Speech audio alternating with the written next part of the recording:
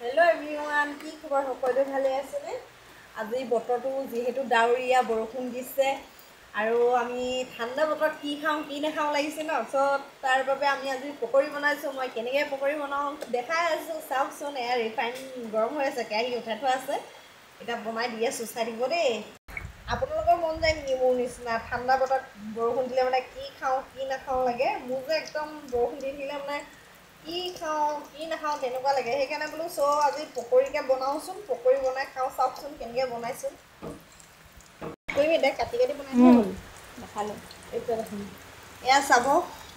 নাজানো, তথাপিও অকণমান ট্ৰাই কৰি বনাইছোঁ আৰু দেই। একদম মেইন হেৰি নিচিনা নহয়গৈ আৰু এই আমি যে কিনি খাওঁ তেনেকুৱা পকৰি বনাব নোৱাৰোঁ আৰু ভালকৈ।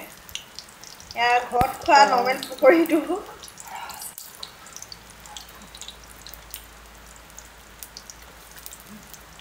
হ'ব কাটি